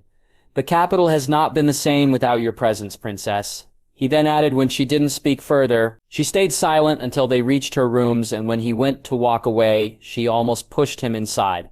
Dany turning to look at him and seeing a guilty look on his face, or what she assumed was guilt. "What are you doing?" she asked angrily. Dany, 3 moons we've been apart, and this is how you welcome me back with platitudes and compliments as if I was a stranger to you. I didn't mean it to be this way, Daddy. It's just us. You and I. It cannot be. Oranain said, his voice, though soft, was most annoying to her. Or perhaps it was the words he spoke. And I get no say in this. What I feel doesn't matter, she asked angrily. I'm a bastard, Dany, and you're a princess, a dragon rider. It's a beautiful dream, but that's all it can ever be. Orain said, moving to the door. A dream? That's all I am to you. A dream? She said, feeling ready to either rage or cry and not sure which it was to be. I'm sorry, Dany, Orain said before he left the room. It was both that came. Her anger manifested itself almost as quickly as the tears did. Dany throwing a vase at the wall before curling up on a seat. He caught her so by surprise that it was that more than anything that was the reason for her tears. Not simply his arguments as she'd heard them, and they'd spoken of them before, but that he'd not welcomed her back. He'd not shown how much he'd missed her, and that was truly the reason she cried for some time. When she was done, she asked for water to clean her face, and then she changed her clothes before hurrying to speak to her nephew once she'd done so. She arrived just as James and Margaery were leaving to head to the throne room, something about an oath of fealty or something or other. The moment that she asked to speak to him alone, though, Jane simply turned and asked Margaery to head there without him. Her nephew sensed her distress, and was she not so upset, then she'd have kissed him for the angry look that quickly appeared on his face. Who? He asked, catching her by surprise. Jax, it's not... Someone has upset you. Tell me who, he said.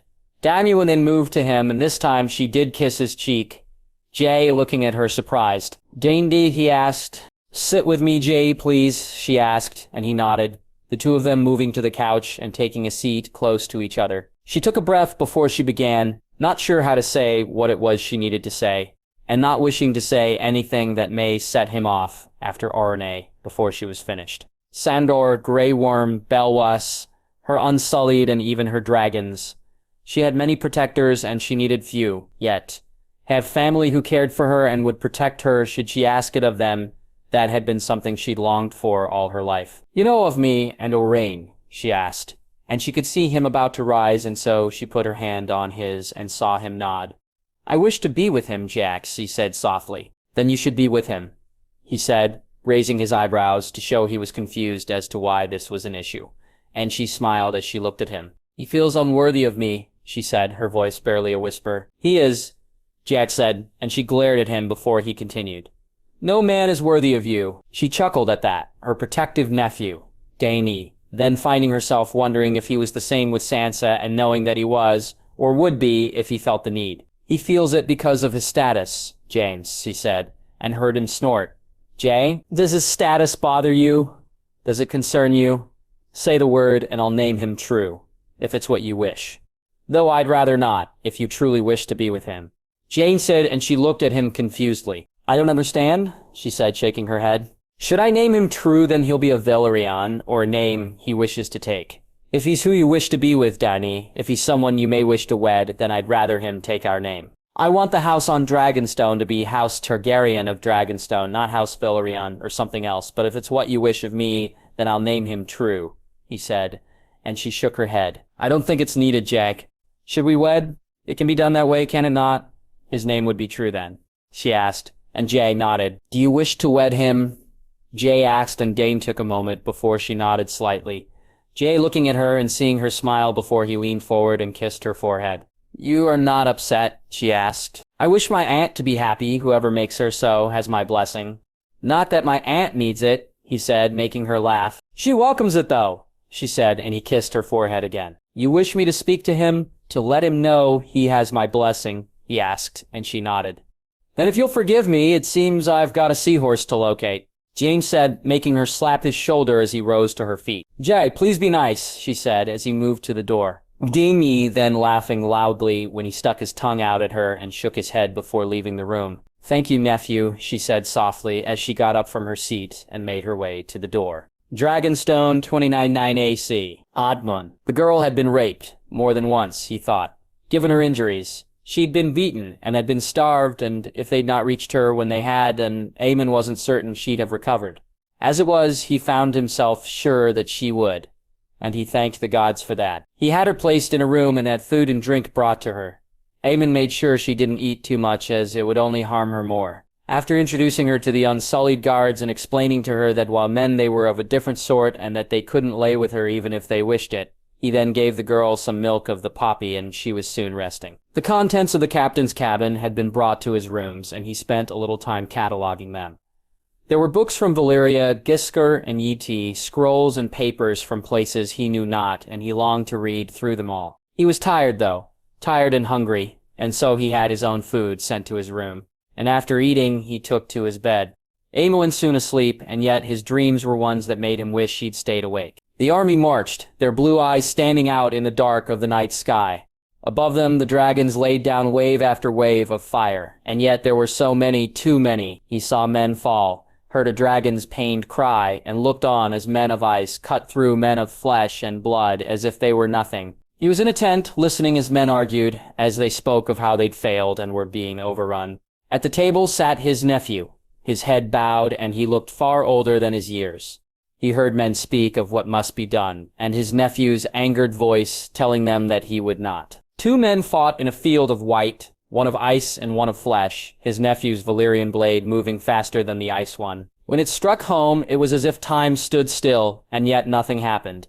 His nephew moved out of the way of the blow that was aimed in his direction, and then he pulled the sword from the creature of ice's chest. They fought again, longer, harder, the 2 blades moving together, and once again his nephew's blade proved faster. The blow had no effect, though, and he watched in horror as his nephew was cut down, the ice blade digging deep. The creature raised its blade to finish the job, and then there were flames raining down on them both.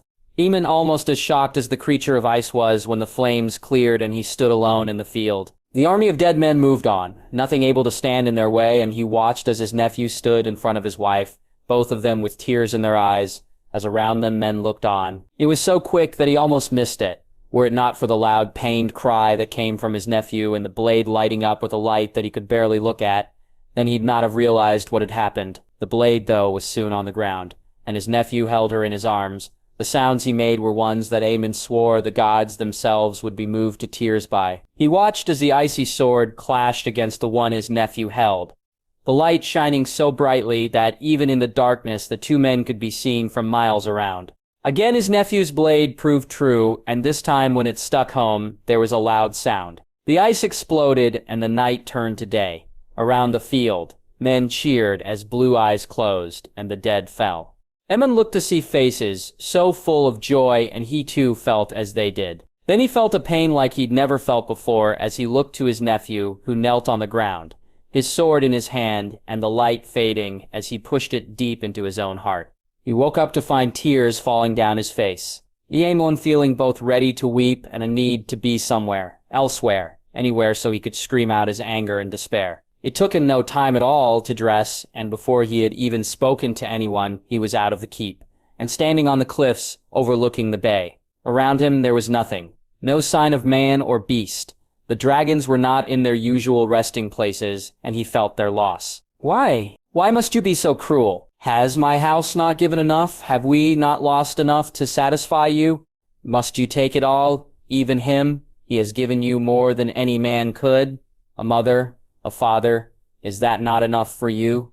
Must you take his love and his life too? He screamed the words out, and heard no reply. The only sound that of his own breathing, and as he rose to his feet, he cursed them all. Gods, men, everyone he could think of, he cursed them all. And yet he knew it mattered not. When he heard the sound of the dragons returning, he looked up to see Shiera on Sandorix's back, and he did his best to make himself look presentable. It made him feel a mummer, a liar, a lesser man than he wished to be. And yet he felt he could speak of what he knew to no one. Not his aunt, not his dragon, and certainly not his nephew. Yet no sooner had she reached him than the words came from his mouth. Luciarabin told her it all, his dreams, the images in the crypts, the books, the prophecy. He told her how he tried to find another way, sought answers that he hoped would prove him a fool. Shiera listening to him all the while and saying nothing while he unburdened himself to her. What am I to do? He asked her when he was done. How do I tell him this? He said, his voice as broken as he felt. I do not understand the power our nephew possesses, nor the role he's meant to play. I know he's the prince that was promised and that he will bring the dawn. But what that means, I do not know. I refuse to believe it means this. Amen. Jay will refuse to believe that this is what his life is leading to. This is what he was born to do. There is another way. There has to be. And our nephew needs to know it. Amen. Otherwise, he'll not have any choice but this. Shania said, "What other choice is there but this?" Aemon said, looking at her. "There is always a choice, Aemon. Always," Shera said, looking to him and nodding. The two of them turning and walking back towards the keep. King's Landing 299 AC. Korean. He had hoped to get to see Jaisley the night before, but instead they'd eaten dinner with Sansa and Lord Willis and his family. Bran, though, did get to speak to Ser Loras, who told him that after he'd sworn his oath, he'd see about getting him a spar with some of the King's Guard. Willis and his sister were to marry just as he and Marcella were, and he found himself looking to the man more than once as they ate. Though older than Sansa, it seemed to him that it didn't bother his sister at all, and they certainly looked as if they liked each other. That made him very relieved. It had been something he'd worried about himself with Marcella. He knew they would be wed regardless, but he'd feared what it would be like if he didn't like her, or she, him. After spending time with her, though, he'd found his worries to be for naught, and as he looked at Sansa, it seemed that she too felt the same about Willis. His granduncle was quiet for most of the night, Bran noticing how even Ser Loras wasn't able to get him to speak very much. But he seemed in a better mood once the dinner was done, and Bran wondered if he was just that he was uncomfortable eating with the Tyros, as he had been at first when they'd eaten with the Landsetters. After a really good night's sleep, Bran finding that he much preferred sleeping in a bed in a keep than in one on a ship for some reason, he awoke refreshed and eager for the day ahead. He and his uncle broke their fast together with some of the knights and guards, and though he wished to go for a spar right away, he could not as he was dressed in his best clothing for the swearing of his oath. As they walked to the throne room, he looked to his granduncle, who seemed as nervous as he felt, and Bran did his best to help him relax. "It'll go well, Uncle Brendan. I know what I must say. I practiced," he said, and got a smile from his granduncle in return. "Of course it will, and soon enough you and I, nephew, will be in River Run," his granduncle said, and Bran nodded. He was looking forward to that, to seeing the keep that Brendan spoke of so fondly. Entering the throne room, he was amazed by how many people there were there, and he was glad when the guard came over to them and directed them to where they needed to go. He, like the others, all looked to a door in the corner when the queen was announced. Rand smiled at his brother's wife, and yet his eyes went to the men with her. Lord Jaime Lannister, the hand of the king and the man who'd trained his brother. Sar Walder Ellersu gave him a wink when he saw him, Sar Richard Horp, and Sar Robar Royce. He saw Sar Loras, who gave him a nod, and then he gasped when he saw Sar Brisan. Selmy, the Lord Commander of the King's Guard, the Bold. He was disappointed to not see Ser Jairs Whitwolf and Ser Arthur Dane, but then he realized they must be with Jade. No sooner had he thought that than he found himself even more disappointed that his brother wasn't here to accept his oath himself. Bran wondered if he'd done something to upset him, or was it what his mother had done that Jay was blaming him for in some way. He tried not to show his upset, doing his best to hide it as he waited to be called forward. The morning seemed never-ending to him, the number of people the queen had to speak to before he and his granduncle were called just making the day seem to go on and on. When he heard the guard tell them that they would be up in a moment, he felt somewhat relieved, and then he was smiling broadly when Jas, Ser Jorah, and Ser Arthur all walked in. Bran chuckling when Jag kissed the queen's cheek and turned to apologize for his lateness. Lord Brandon Stark and Ser Brynden Tully. The herald said, and Bran moved forward with his granduncle, the two of them standing in front of the throne. "Brother, it does my heart good to see you so well. Look at you. You're almost a man grown," Jag said, and Bran smirked. "I am most pleased to see you too, your grace," he said, remembering his courtesies. "Ser Brynden, I trust my brother has been keeping up with his training," Jack said, and Bran, though he wished to look to his granduncle, did not, instead keeping his eyes on the king as he was supposed to. "Very much so, your grace," his granduncle said. "Excellent, my Kingsguard, and I look forward to testing him in the yard, as do my squires." Janel said to laughs, and Bran looked to his brother to see him wink at him, his smile now even larger on his face, as he looked to Jay. Jay, he heard Margaery say, and he caught the flush on Jade's face. Forgive me, my lords and ladies, were it not for my wife, then I'd never get to the why, that we're here," Jane said, to laughs. "Lord Brandon Stark, step forward and swear your oath of fealty," Jane said, and though his voice was firm and serious, Bran noticed how he rolled his eyes, as did some others in the room based on the laughs that he heard. "I swear my house, my sword, and my life to their graces. King Jaehaerys and Queen Margaery of the House Targaryen.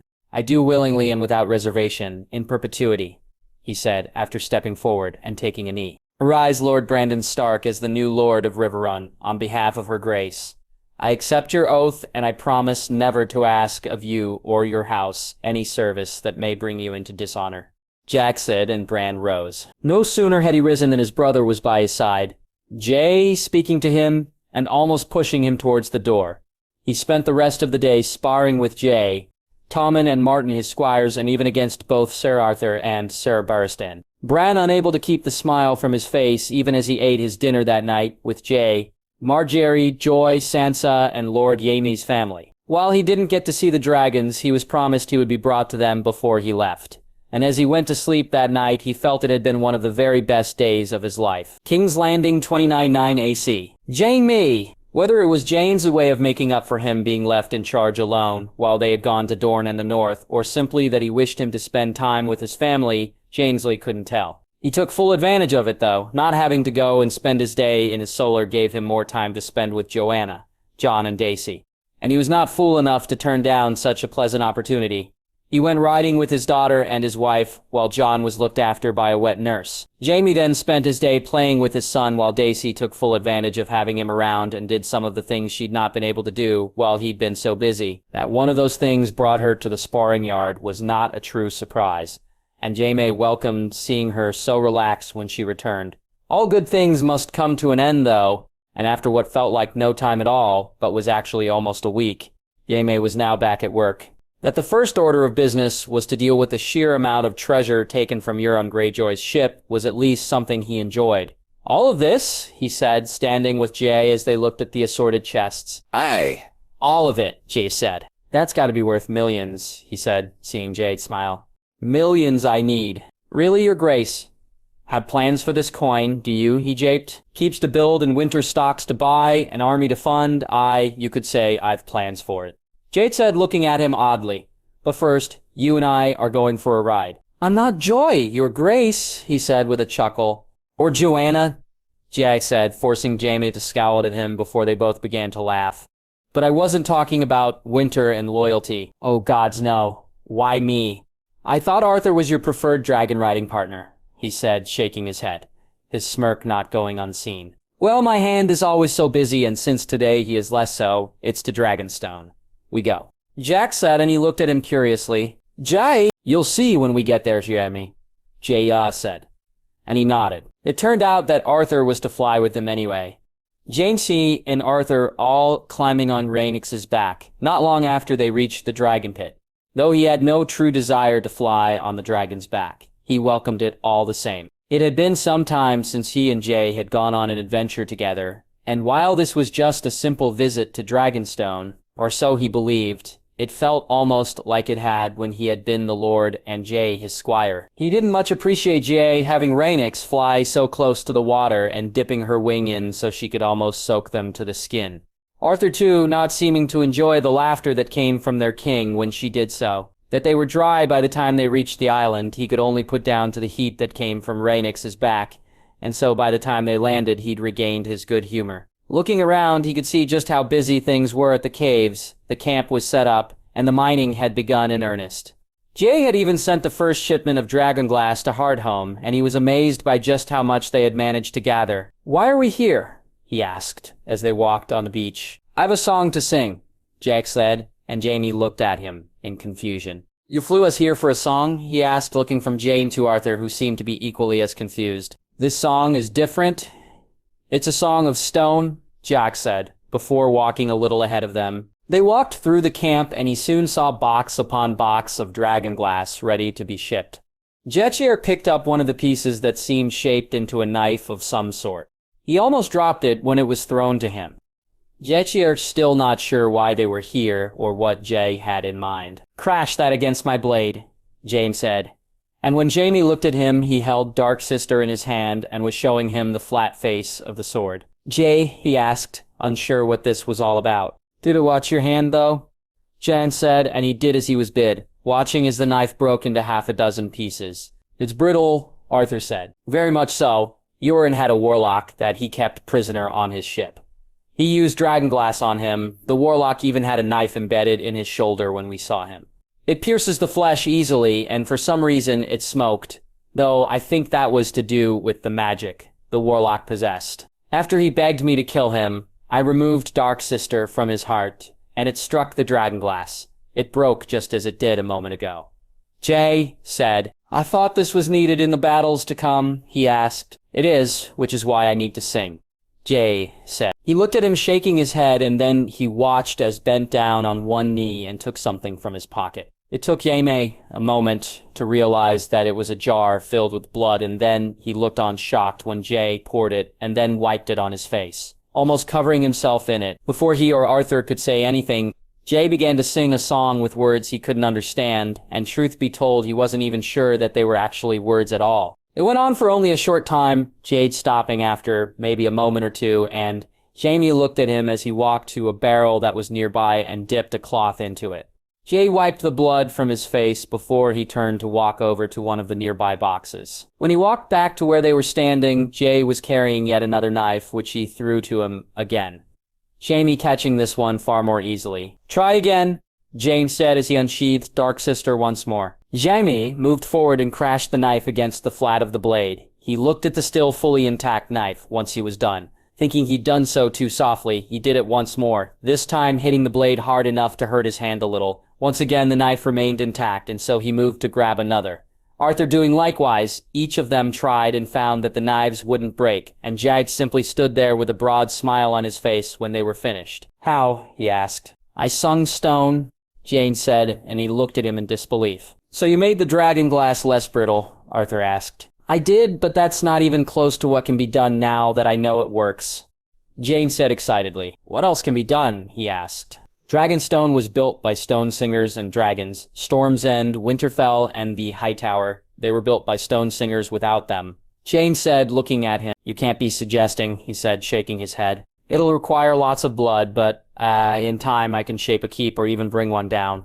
Jake said, and Jaime gulped. The thoughts of anyone being able to do such a thing was beyond his comprehension, and he only took comfort that if it had to be someone who could, then thank the gods that it was Jay who wielded such power.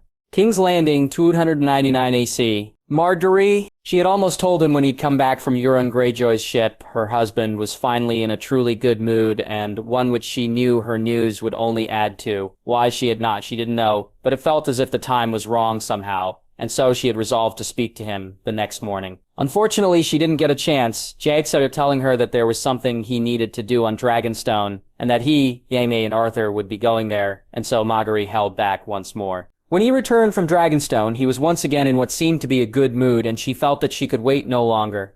So after he had finished explaining to her about singing stone or whatever that meant, she hushed him and asked him to sit with her for a moment. She waited until he was sitting down, and then she walked to the door to tell Sarah Barristan that they were not to be disturbed for any reason.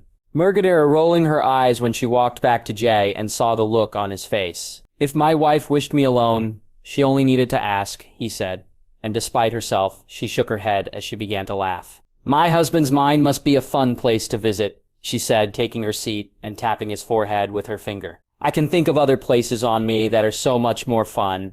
Care to visit them with me, my love?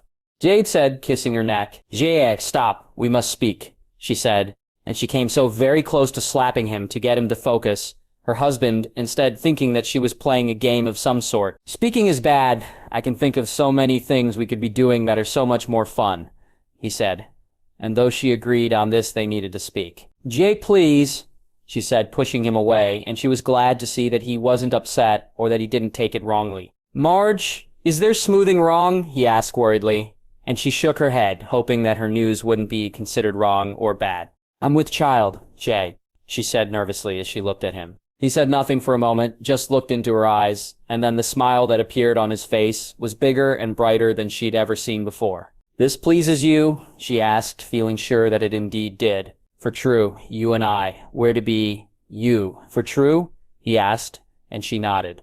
Which came first? His kisses to her face, or his arms around her? She couldn't tell, but both were just as warmly welcomed by her.